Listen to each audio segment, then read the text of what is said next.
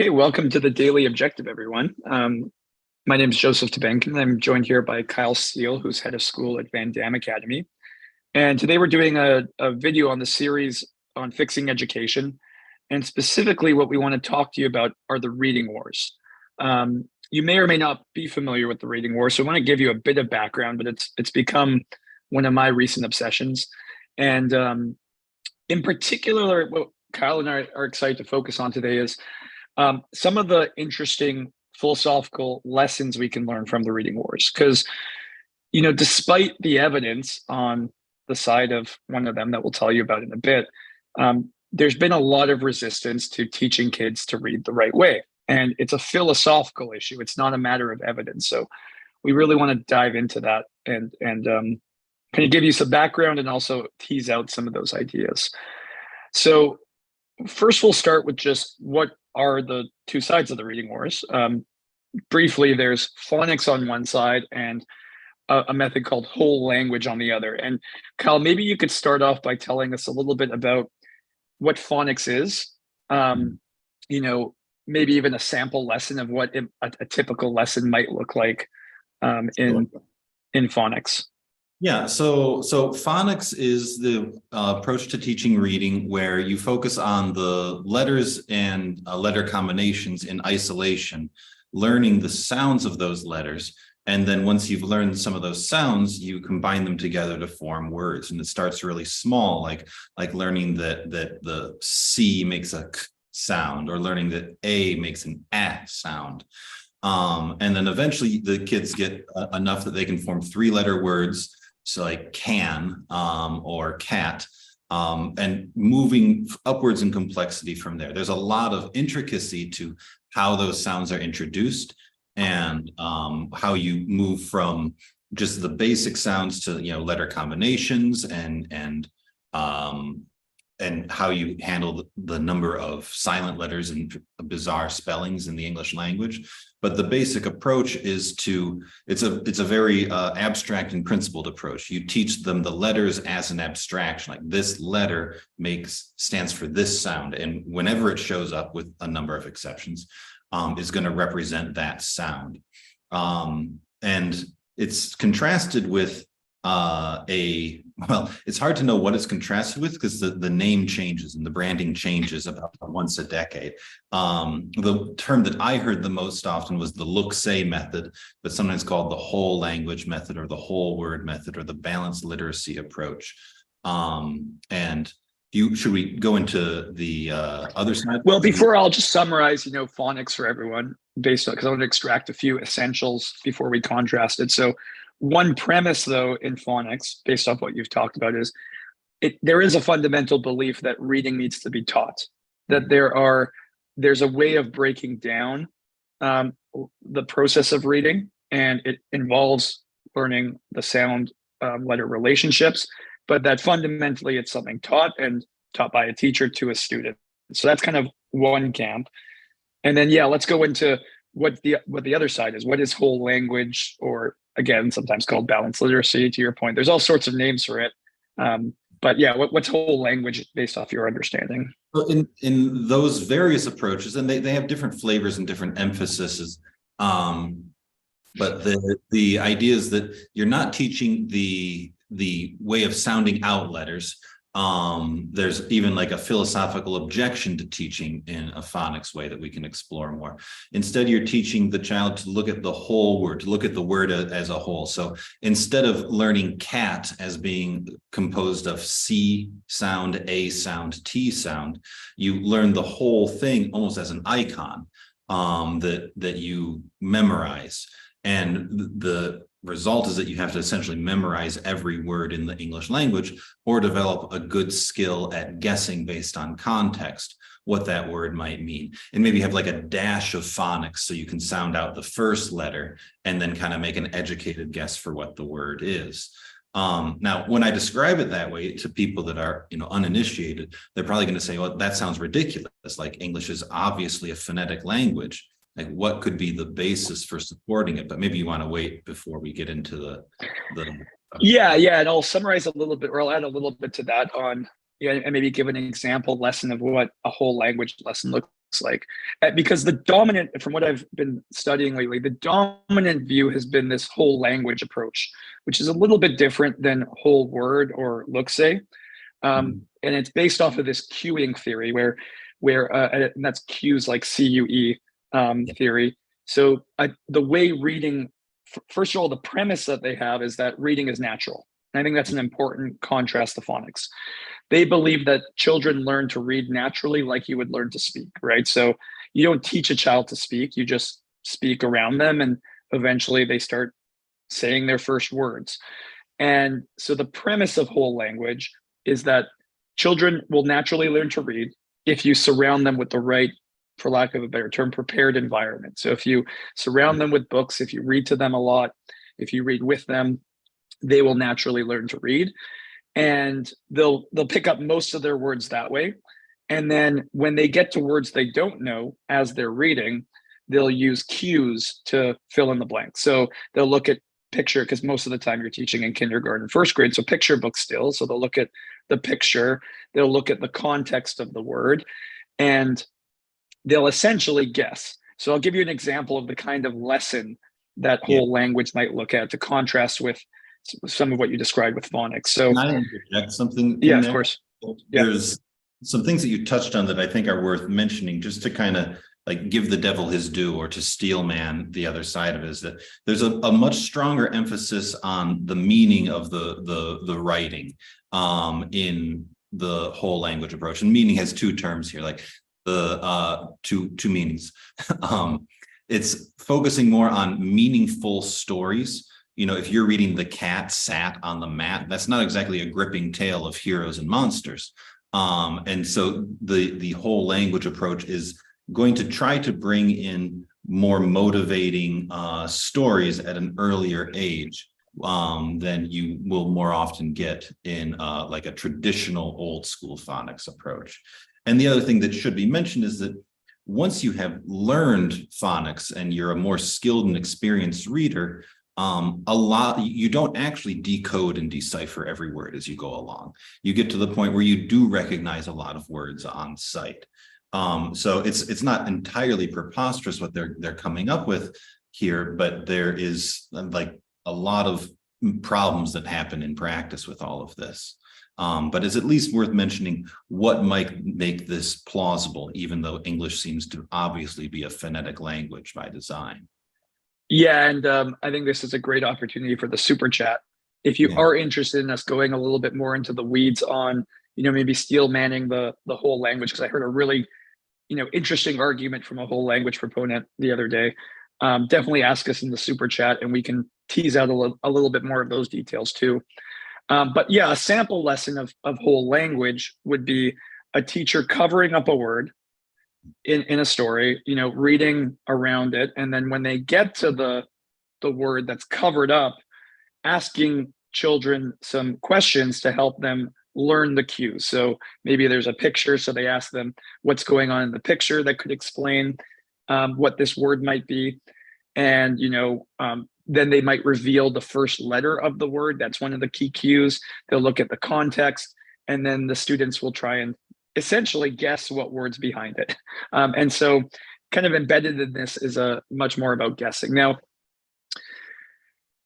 what I want to focus on though with Kyle is, what are the philosophical issues? Because, and we can get into some of the, where they disagree with each other. But I think what's so fascinating to me, at least, is despite the definitive evidence that phonics is better, and, even more compelling evidence in the last, several decades, right? Whole language has been the dominant form of teaching to read. It's most school districts in the US adopted it, and it is what millions and millions of students have learned, how they've learned how to read. And I shouldn't say learned how to read, because they haven't. The kind of ending of the story is, 60% in some cases of students have very poor literacy. They're not able to read, and it's been a disaster. And I think we can learn a lot by looking at the philosophical motivations, because on one hand, you have phonics, which is based off of, predicated on the idea that we need to teach children how to read, and it's instruction heavy. And on the other side, there's the whole language approach, which is premised in kids will naturally do this. We have to create an environment for them. The priority should be on helping them enjoy reading, helping them feed their curiosity, letting them have space and choice. And in a lot of ways, you can consider it a child-centered approach to reading. And I think there are some philosophical issues that we should tease out. So, Cal, maybe you could talk a little bit about what you see as the main philosophical motivations that each side has, right? What are their maybe philosophical premises? Where are they coming from that starts to arise, in a conflict? And what do you see as the essential conflict between the two? Yeah, so we'll start with the phonics side, because sadly the philosophical motivations are pretty slim over there. The phonics instruction has been around in one way or another since maybe the 15th or 16th century.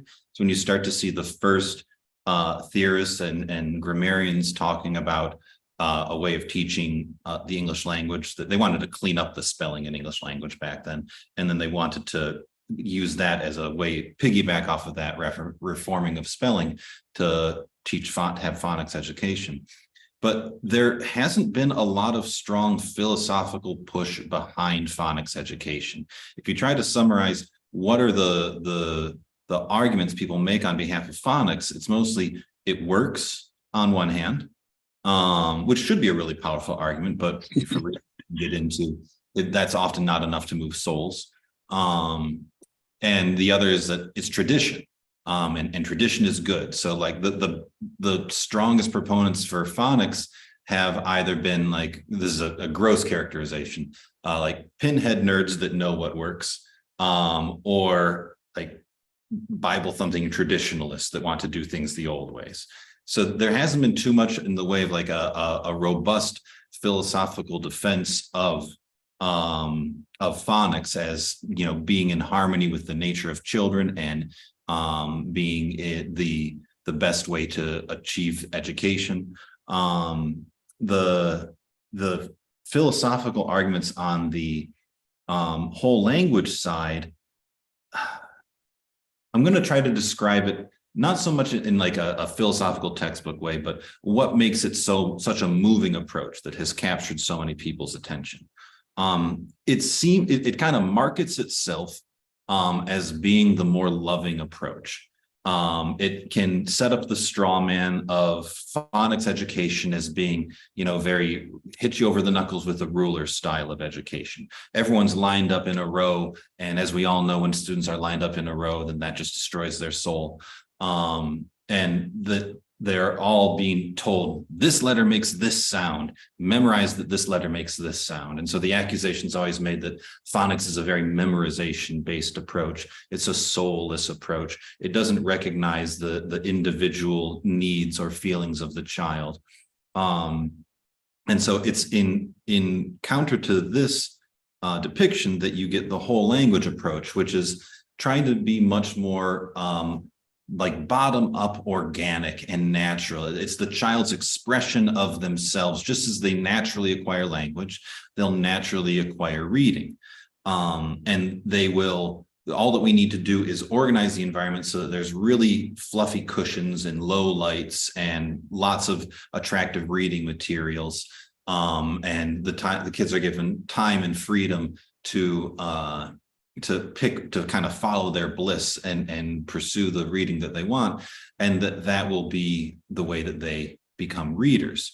And this is a really attractive, I'm kind of describing it with, you can hear me rolling my eyes in the way I'm describing it. But that's really, really compelling to people. Like, who doesn't want the child to be able to express themselves? Who doesn't want the child to be motivated and joyful?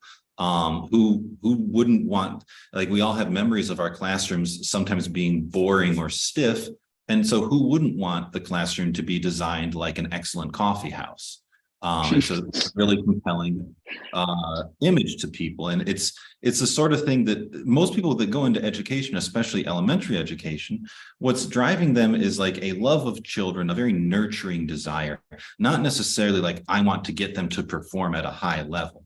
And so the efficiency argument doesn't land as strong on a lot of people that go into education as the loving, caring, protecting the true self of the child that the whole language approach often takes.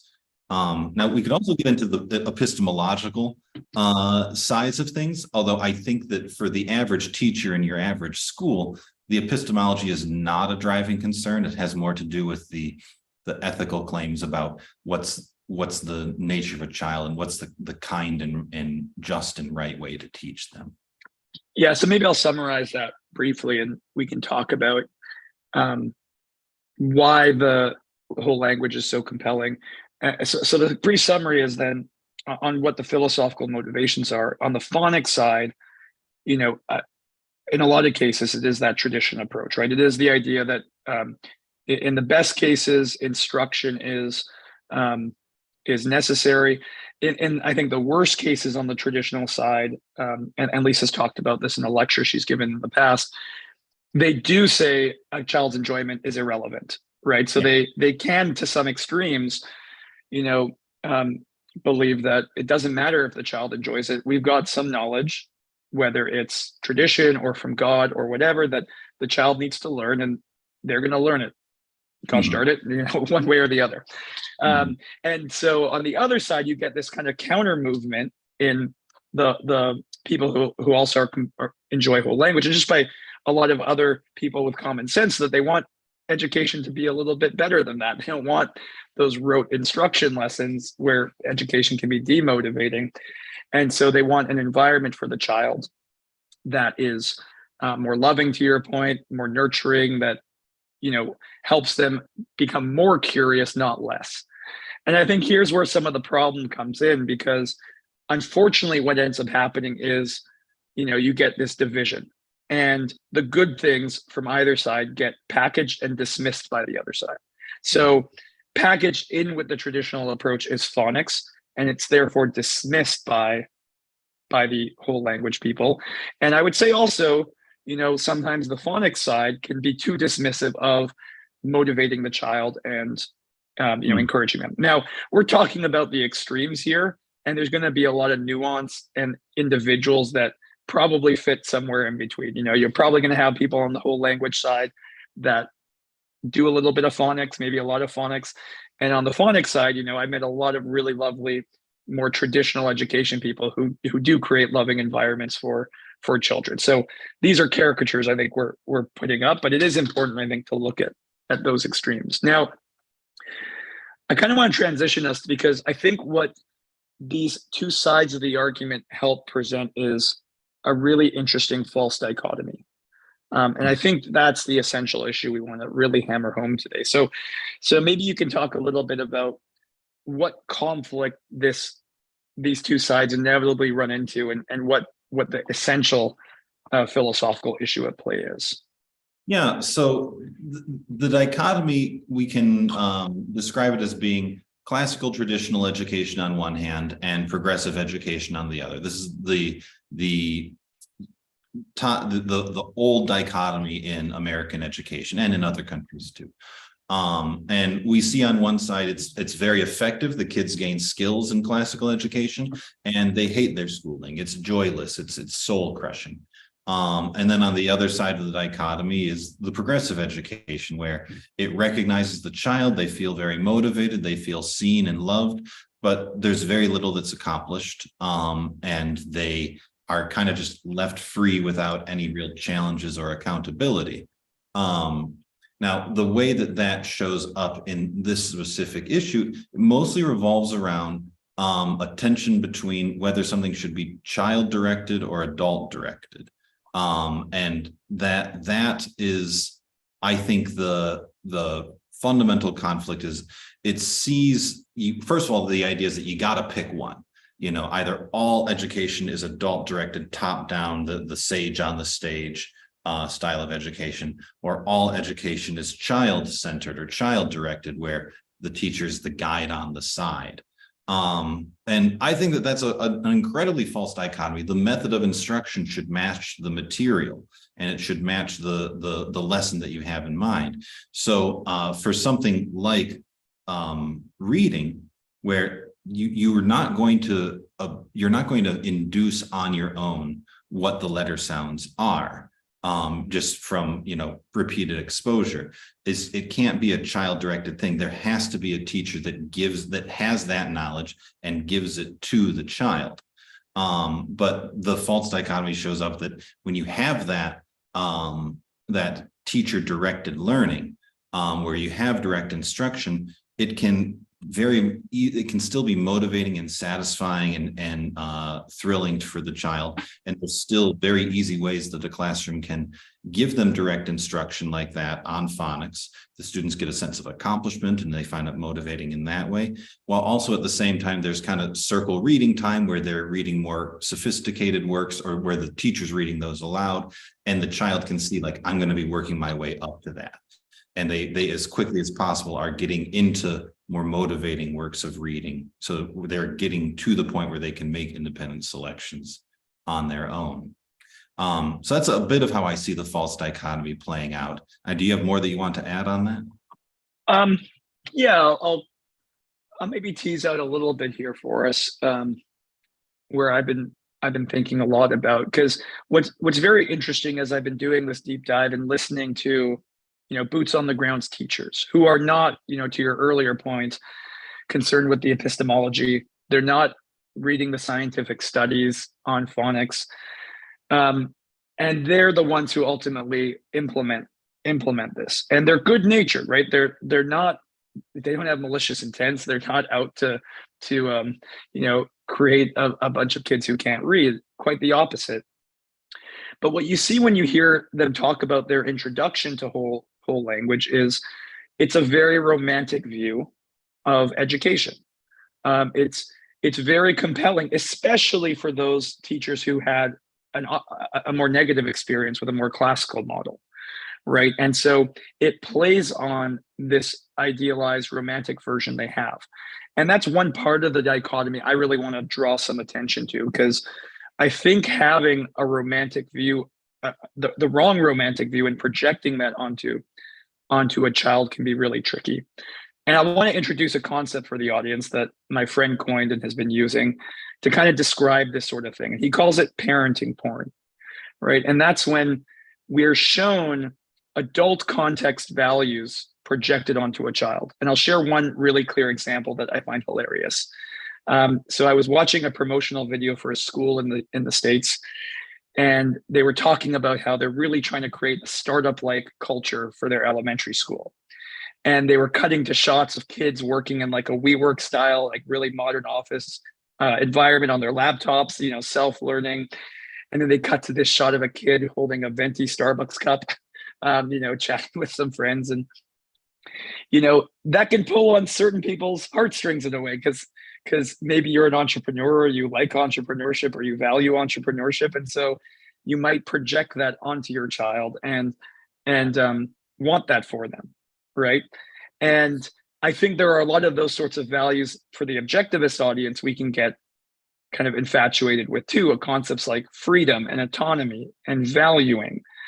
And where that comes up in this sort of dichotomy, and I'm really interested to get your thoughts on this, is we start pitting things against each other that shouldn't be pit against each other because we misapply concepts. So a common case, for example, is that instruction is at odds with a child's ability to develop their own, become a valuer, or with their pursuit of values and learning to enjoy their values. That if they're not selecting the form or nature of their instruction, or if they're not, bought into it, then the instruction is somehow impeding it. And it can be appealing because as objectivists, we value valuing, right?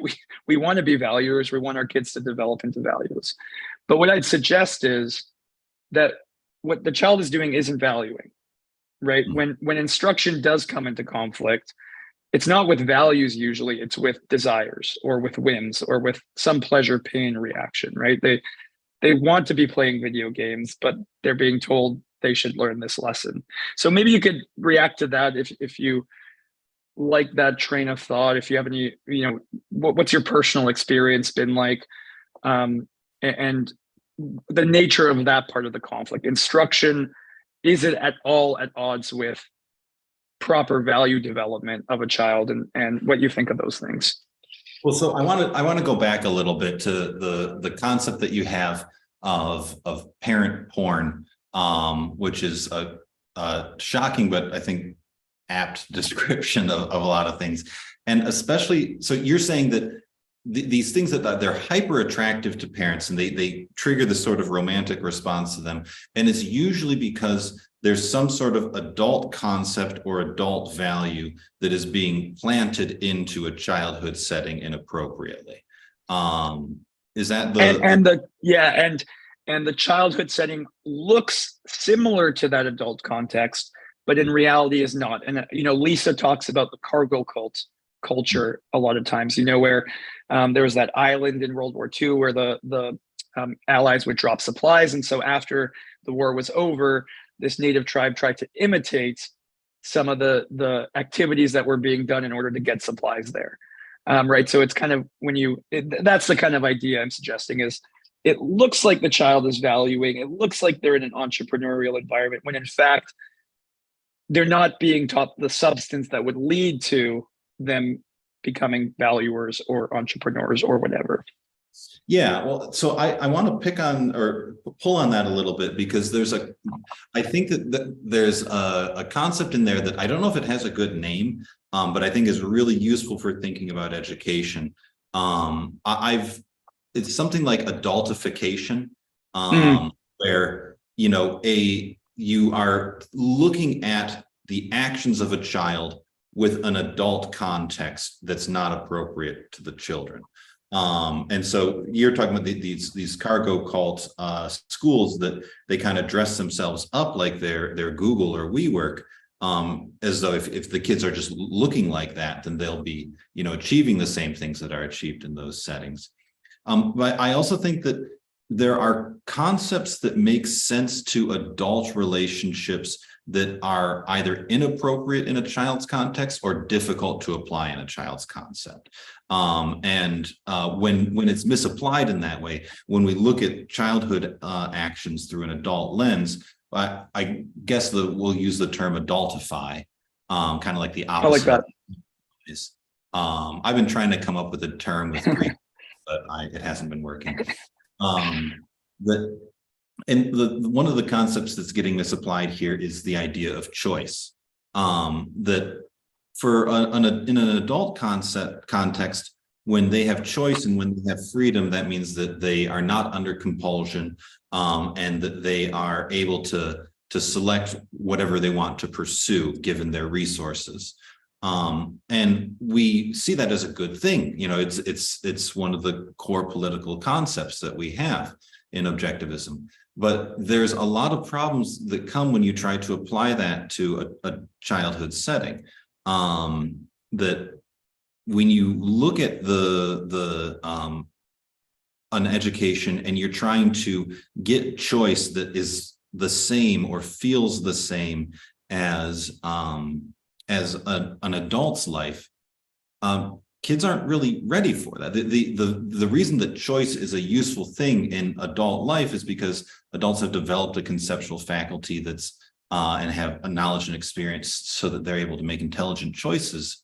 But for children, the domain in which they can make intelligent choices is really rather small. It grows year upon year, but for a lot of things outside that domain, the adult needs to be making decisions for them.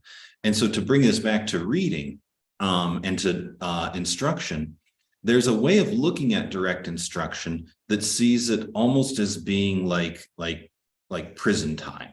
That you are told to sit down and you'll be told what to do, and you didn't get to choose to be in this classroom, and you didn't get to choose to be in this school, and you didn't get to choose what lesson you're going to learn, and you didn't get to choose what assignment you're going to do.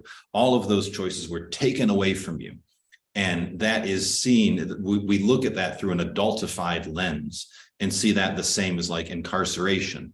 But that's not an appropriate way of looking at it from the child's context. Children are limited in their ability to choose the right way to spend their time in education. Now, there's different ways to kind of resolve this problem. A lot of the Montessori approach is to have a prepared environment where there's a limited set of options for them to choose from that is, beneficial to them. But I want to push back against the idea that direct instruction is anti-choice. And that seems to be kind of at the heart of this conflict over phonics and whole language learning. That direct instruction can still be, the child still chooses when they're in a direct instruction lesson. They choose to engage, they choose to participate, they choose to pay attention, they choose the level of effort that they put into their work. And the teacher that is a good teacher that's giving direct instruction is cognizant of the fact that the child is making a choice moment by moment in the lesson. And they try to make sure that their lesson is motivating, that it's appealing, that it's meaningful to the child. So I don't know, we adultify the idea of choice in a school context. And we only see choice as meaning like there's no coercion or compulsion whatsoever, the way that we would think about, adults and the use of force. And another example of that adultification too is applied to the idea of valuing and pleasure, right? So it's also, I think, invalid to say that there's a conflict between instruction and real, and when I talk about joy, I mean long-range satisfying joy, not pleasure. You have a great painting you showed me the other day of, a child in the moment not wanting to do their reading lesson, crying because this was a painting, so I don't know what the little child wanted to do instead, but you could imagine, it could be substituted for go outside, play video games, anything more pleasurable. Yeah, there's going to be conflict between instruction and pleasure sometimes, but there's not a conflict between instruction and developing a child's long-range values, right? I would guarantee a child going to be very, very happy long range that they're capable of reading and gaining access to the knowledge of the world than, the joy or the short range pleasure they would have gotten from skipping their reading lessons. So I don't know if you want to elaborate on that idea too, but the adultifying of the concept of values misapplied to short range pleasure. Yeah, I don't know if I'm the best person to answer this question because I'm not an ethicist, but when we understand values as an adult, it's the objectivist definition being something that you act to gain and or keep. And that kind of concept is premised on that you've thought through the values, or that there's something conceptual about the values that you have. And children are less capable of that, or they at least have less to base their values on. So to look at the child and say, well, their education should be directed by their values. How the values that they have are pretty weak oftentimes, and they're fairly immature, and they're not reflective of a breadth of knowledge about the world. And then there's even the question of like, can we call like my son Isaac, he's 4 years old, and last night at 11 o'clock we found him up playing with those Brio wooden train tracks and building them in his room. Now, how much can we say that was a value, that was a thing that he or at least if we're going to call it a value, I don't think that we can call it a value in the same way that a mature adult has a value. It's really more of like, he found going to sleep uncomfortable and he found playing with the toys comfortable. And that is why he did it. But it's weird to kind of treat anything that a child chooses to do as being a value of the same moral weight as more adult mature values. But maybe there's more. Now, one thing. No, that was perfect. And I think one thing I want you to add to this, because you have plenty of experience as an actual teacher in the classroom, is I want to make sure it's not misunderstood that our position is, well, these things are more important and therefore it's okay for school to be a little bit hellish for this long-term pleasure. In your experience, you have much experience. I think you could probably provide some evidence or anecdotal data to suggest that it's not torture for kids to learn in this way, right? It's not like, I'm sure there are conflicts that arise every so often between what a child desires to do. But on balance, are most days that conflict, or are most days, assuming you're being taught by a teacher who can motivate, what would the typical classroom experience be like? Well, so this is a way that I'll just, I haven't really articulated this before, but we'll see if there's any, if this idea has legs. One way of looking at children is to see that they have values inside of themselves, that they have a true self that kind of needs to unfold and come forward. And so what we should do is in education, say, look inward, child, and tell me what you would like to do with your education. But what I find to be more true is that children don't have too much inward. They have some, but they don't have too much inward. And when they're pursuing values, they're mostly looking outward. They're mostly looking at the things outside of them and saying, what looks cool? What looks interesting? And so when you have a teacher that is extremely knowledgeable about their subject, that is deeply passionate about it and sees the value to human life of the subject that they're teaching, the child is going to be attracted to that. The child is going to find that to be a value. It's not a value that they found from looking inward and reflecting on their true self, because their true self hasn't really been developed that much yet. They find it by looking outwards. One way that I think about it is that, in the Montessori realm, we see the materials as being very, very carefully constructed and attractive to the child, so that, much like I'm talking about, they look outward to the classroom and they see things that they want to pursue with the materials that are around them. I think that in a similar way, especially as kids get older, it's like the way I say it in my head is that the teachers are the material. That the child will look at the teacher and find them to be attractive, academically speaking.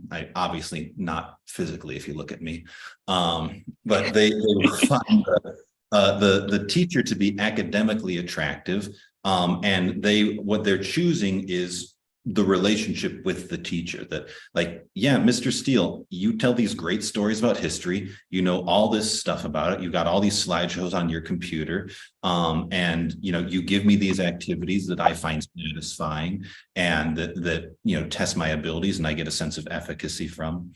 And so but what I do in the classroom, it's direct instruction. It's not child-led. I don't walk into the classroom and say, well, what period of history do you guys want to learn about today? I've got an agenda. I've got a syllabus that I'm going to be following. But there's just as much value and just as much choice, properly understood, in direct instruction as there is in a child-centered approach. But we're getting pretty far away from the reading wars. We want to try No, this is actually perfect, because you read my mind about a point I wanted to just tease out a little bit before we return to maybe the reading wars and some of the issues with the science of reading approach. But I think this is a really important point just to really hammer home, because you see the results of it in our culture today pretty rampantly. And that's the point that you're trying to make, that kids aren't somehow magically intrinsically endowed with a sense of self and identity and values, right? That sort of idea is very Rousseauian and Kantian, right? That there is some true self to the child, or as Rousseau might put it, the noble savage, that you need to get out of their way and just let them discover who they are. And in fact, in reality, and if you go to a classroom and watch this, you'll see it very clearly. And as you can just probably introspect and notice how you've had this experience yourself.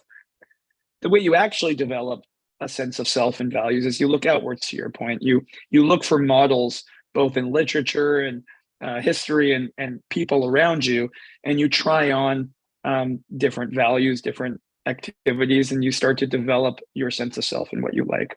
And one point I wanted to make, yeah.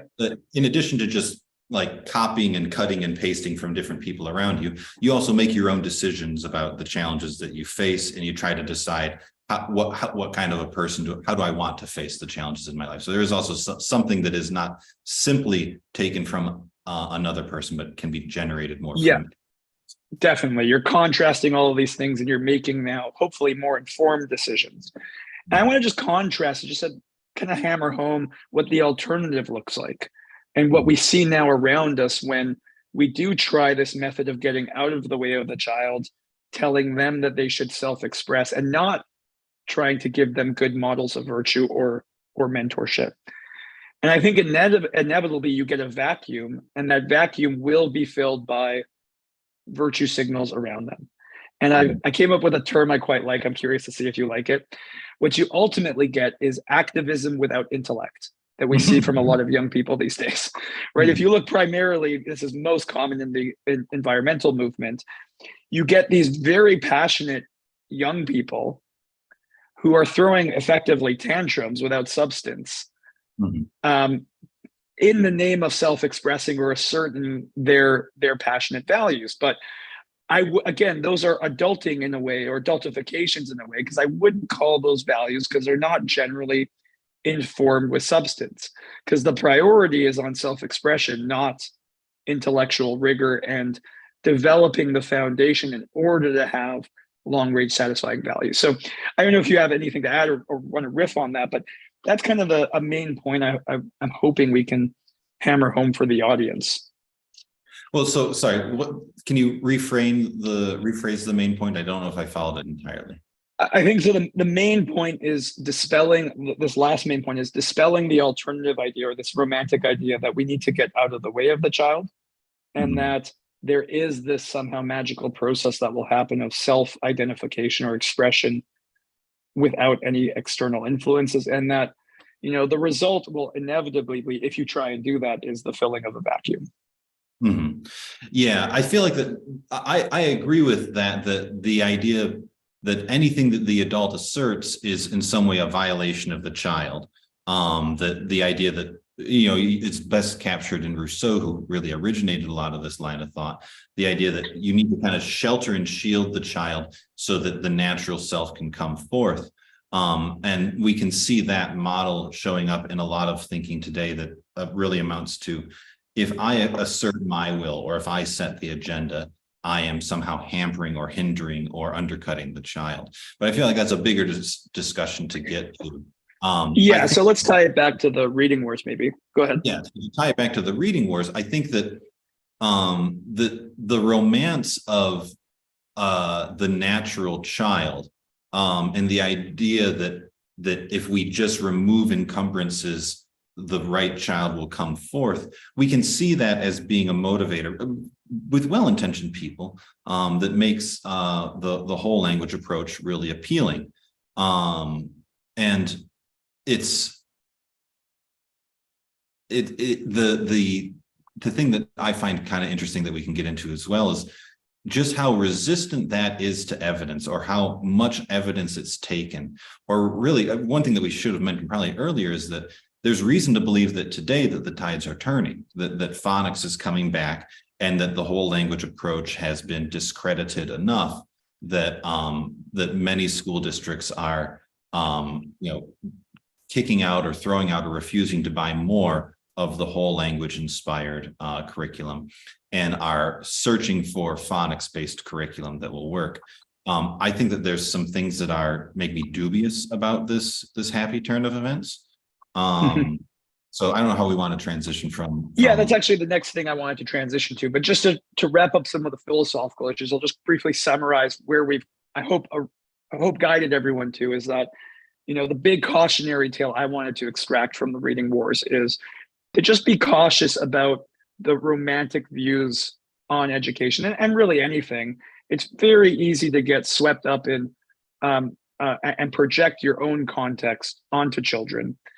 And just to approach it with some caution, and to maybe hopefully we've illuminated how you can think about it a little differently, and using the reading wars as a good example of where the consequences have been disastrous, right? We're talking multiple generations were not taught how to read.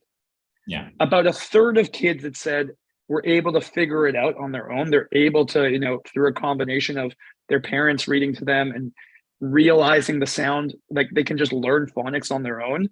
Some kids, a very small, like a third, are able to do it, but for the most part, multiple generations have not learned how to read in the name of loving reading. And the result is that they all hate reading. And that's the saddest part to me. And one of the even more tragic parts has been that in the face of the evidence, the proponents of old language often blame the parents or the students or the system as defective, right? They blame the students as not trying hard enough, the parents for not reading, and they blame that they don't question the core philosophy because they're all swept up in this hysteria, if you will, or romanticization. You can see a lot of parallels to communism, right? How many times did we hear from the communist movement? It didn't fail because of the ideas; it failed because of how it was put into practice. But kind of segueing, there's one really interesting point I want to take us to now that you brought up that I hadn't considered, and that's on the science of reading. So just to give people a little bit of connection, phonics is the core skill, if you will, that you learn, and it's kind of packaged around a movement called the science of reading, which has different instructional methods, of which phonics is the core, and claims to be backed by science. And in one podcast we'll link to in the description, tell you a little bit about it at the end, it's presented at least as if the definitive evidence on proof that phonics work has been research done into MRIs, and they've been able to map the brain and observe what's happening in the brain when you try different methods of reading. And I want to let you riff on that a little bit, Kyle, because you had some really interesting ideas on where there are some problems with trying to claim that that's the key pieces of evidence, or how to properly look at what constitutes proof in this case. Yeah, so the big movement has on this issue in recent years, like maybe since 2019 forward, can almost be traced to just like one journalist whose name I can't remember. Do you remember the name who did the podcast Sold a Story? I think it's Maria. I think it's her name. I'll look it up while you're. Did the podcast Sold a Story and a number of other articles in different publications, who was shining a light on just how ineffective the whole language approach was, and the science and research behind phonics instruction. This has been kind of the straw that broke the camel's back. It's been the thing that has gotten teachers, especially, and policymakers really up in arms to see this story. And I consumed the podcast voraciously a little while ago. And I found it really, really compelling, and I had a lot of reservations about it. The compelling part was everything that she was taking aim at. She did a very good job of showing just how bad the whole language approach was, how much it had failed. And I think that she did a surprising job of talking about how she traces it to the 60s, not to earlier thinkers like Rousseau or Dewey, but the counterculture in the 60s wanted all education to be coming forth from the child's inherent curiosity, and that was what led people down the primrose path towards whole language. I was really surprised that a New York Times, I think she's a New York Times journalist, would be critical of 1960s counterculture like that. So I found a lot very interesting about that. And then the phonics is getting packaged in this science of reading thing. And I like science and I like reading, so that sounds very nice. But there's something about the way that they tell this story that is peculiar to me. They usually start the story in the 1960s, and they say that no one really knew how to teach reading back then, that there was just different philosophies, but no way to mediate which philosophy of reading education was correct. And it was in this setting that a number of people, I think, what's her name? Is Lucy Calkins? Is that her name? Yeah, it starts with Marie Clay. Is one of the first. Yeah, is one of the first ones. And I should say the name of the podcast authors, Emily Hanford, not Marisa. Yeah. And so it goes on to say that like these people kind of developed this new approach inspired by progressive education that had come earlier in the 20th century, and that they really became like marketing juggernauts, that they were able to sell a lot of this, and kind of the profit motive is really seen as the villain of this story that's told. And it then says that the hero is science that comes along towards the end of the 20th century, And it's cognitive scientists that teach us what way of reading is appropriate. And it really lovingly pays attention to the fMRI machines and how we study people's brains while they're reading, and we see what parts of their brains light up. And then we realize that because of these MRIs, we realize that language, that reading has to do with speech and listening. And that is what validates the phonics approach. And so what I find so peculiar about this is that it's a very motivating story. It actually seems to add some spirit to the phonics side of the battle that has previously been lacking. But it seems to suggest that the way that we should get education is not from like teachers or experience in the classroom, and that the only way to know what the right methods of teaching are is through peer-reviewed studies. And so it seems to kind of sequester all curriculum development to universities with laboratories and PhDs that can do these sorts of randomized trials or peer-reviewed studies. And I find that to be really peculiar, because I feel like there was plenty of very compelling evidence that had nothing to do with MRI machines before they came along to support phonics. I feel like, and I also feel like what motivates people is not the data. It's not as though all like hundreds of teachers across the globe are reading these peer-reviewed studies and being persuaded by them. What's persuading them has to do with a more philosophical argument or a more moral argument.